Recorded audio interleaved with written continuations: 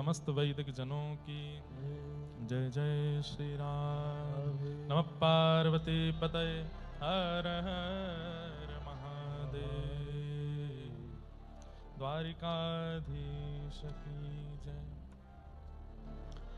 परम मंगल में प्रात प्रखलेश्वर अकारण करुणा वरुणालय भक्तवांछा कल्पतरु तड़ित विनिंदित पीताम्बरधारी श्री बालकृष्ण प्रभु की वांगमयी प्रतिमूर्ति शब्दमयी प्रतिमूर्ति हम आप सबके मध्य में विराजमान श्रीमद् भागवत महापुराण को बारंबार प्रणाम।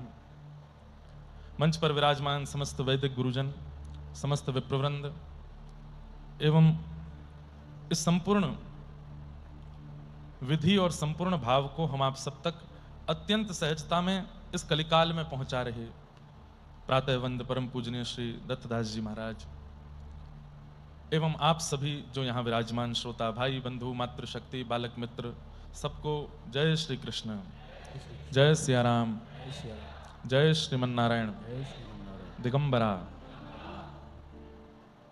ठाकुर जी की अति कृपा है। 15 दिवसीय भागवत भगवत वार्ता करने के लिए हम आप सब लोग यहाँ एकत्रित हुए हैं दत्त धाम में। कितने सारे भाव प्रकट होते हैं प्रतिदिन कहने के, पर चंद ही आप सबके मध्य में कह पाते हैं। हमारे पूज्य महाराज जी की करुणा, हमारे पूज्य महाराज जी का स्वभाव हृदय ऐसा है कि कभी कभी लगता है कि ठाकुर जी का हृदय ऐसा ही होगा, ठाकुर जी का चित्त, ठाकुर जी का मन, ठाकुर जी का भाव ऐसा ही होगा। दत्त धाम में ये कोई हम बहुत प्रचार करने के रूप से कि खूब भीड़ हो इसलिए नहीं कह रहे हैं, लेकिन आज के कलिकाल में भी दत्त धाम जैसा स्थान है जहां पर व्यक्ति से केवल ये कहा जाता है कि आप तो केवल 16 महीने अनुष्ठान कीजिए, 12 महीने अनुष्ठान कीजिए, आपका भोजन प्रसाद रहना सहना यहां तक कि अनुष्ठान में प्रयोग होने वाली प्रत्येक सामग्री भी स्थान से मिलती है, आपको कुछ नहीं करना, आप तो केवल समय देकर के जप कीजिए, अपना अनुष्ठान कीजिए। ऐसा कहीं हो सकता है कि कहीं अनुष्ठान करना, अनुष्ठान पुण्य प्राप्ति के लिए होता है, अनुष्ठान भगवत प्राप्ति के लिए होता है, अनुष्ठान अपने मानवत्व को श्रेष्ठ करने के लिए होता है। और आज के समय में अनुष्ठान भी इसलिए नहीं करते लोग कि समय और धन और तन तीनों की आवश्यकता है। तन को भी लगाना पड़ेगा, धन को भी लगाना पड़ेगा और समय तो चाहिए ही चाहिए। लेकिन महाराज जी कहते हैं आप केवल तन और समय दे दीजिए, धन की व्यवस्था हम अपने आप कर लेंगे, दत्त धाम से हो जाएगी। ये बहुत छोटी बात नहीं है, बहुत बड़ी बात है। एक बार मुझे याद है कि हमारे मंदार जी का मुझे फोन आया था और उन्होंने मुझसे कहा था कि महाराज जी की एक आज्ञा है, आप यदि मंच से कहें तो, कि जो भी धनी मानी लोग हैं जहां जहां उनकी प्रॉपर्टी है वहां वहां वे लोग वैदिकों के लिए एक ऐसा स्थान बना दें कि जब जब वैदिक जन यात्रा पर जाते हैं तो रास्ते में कोई भी स्थान ऐसा नहीं है जहां पर वे लोग अपनी संध्या वंदन कर सकें, विश्राम करना चाहें तो कर सकें। होटल में वे लोग जाएंगे नहीं, वहां वे लोग कुछ खाएंगे पिएंगे नहीं। अब वैदिकों के लिए कितना कठिन होता है यात्रा करना, क्योंकि यात्रा में वैदिक को जैसे नियम चाहिए वैसे नियम भारत में ही नहीं है। जहां का वेद है वहीं ऐसी व्यवस्था नहीं है कि वैदिक एक स्थान से दूसरे स्थान पर जाना चाहे तो स्वच्छंद जा सकता ना, रास्ते में कोई व्यवस्था ही नहीं। सामान्य होटलों पर वे जाएंगे नहीं, कुछ भी वे खाएंगे नहीं, किसी भी रसोई का वे ले नहीं सकते।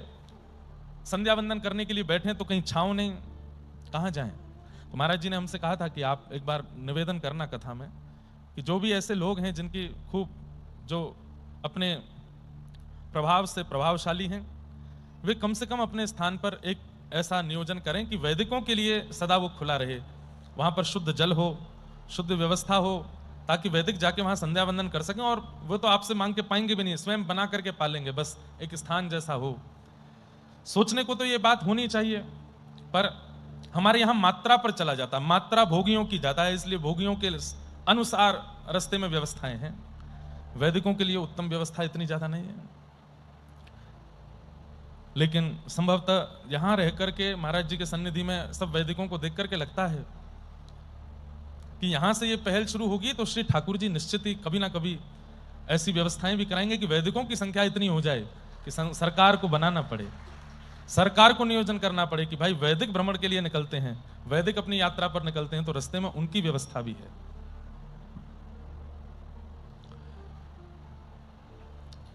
तो ये सब हम बहुत जगह गए हैं अपने 28 वर्ष की आयु में, बहुत कुछ, ऐसा भी नहीं कहेंगे बहुत कुछ अनुभव किया, लेकिन हाँ फिर भी बहुत हद तक कर लिया। जो लोग 60 वर्ष में भी नहीं कर पाते 28 वर्ष में कर लिया।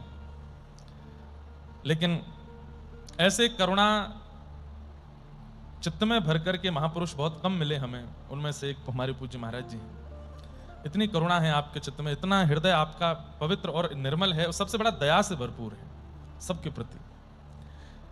ये सब देख करके मन बड़ा प्रसन्न होता है। इससे बड़ा दंड क्या है? यही तो बताइए, यहाँ चेस खेलने पर अगर हार जाओ तो पुरुषण करना पड़ेगा। उस पुरुषण का खर्चा भी महाराज जी ही करने वाले हैं।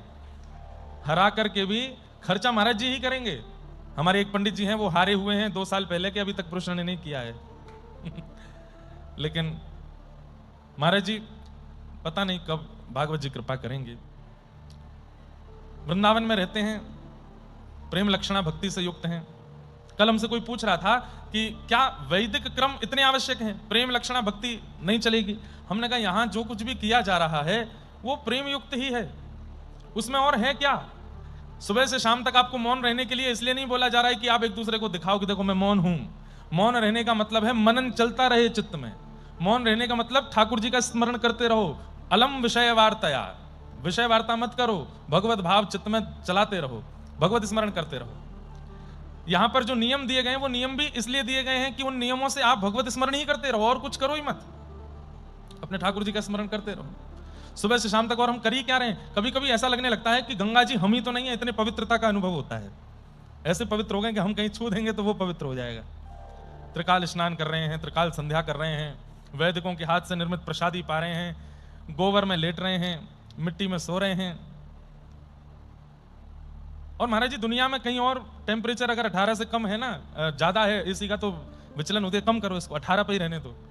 यहाँ पर गर्मी में भी सुख मिलता है, यहाँ पसीने में भी सुख मिलता है, धूप में भी आनंद मिलता है। सबको मिलता है कि नहीं पता नहीं, हमें तो मिलता है, और हम जैसे औरों को भी कईयों को मिलता है। तो बहुत सुख मिल रहा है। हमारा तो भैया सबसे अपने परिकर से भी प्रार्थना है, और यहाँ आए हुओं से भी प्रार्थना है कि मैं कुछ अनुभव कर पा रहा हूं, इसलिए आपसे कह रहा हूं। गोदावरी जी त्रिकाल स्नान कीजिए।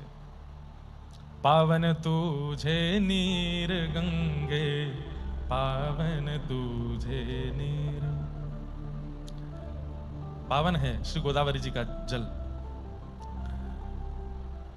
मौन रहिए।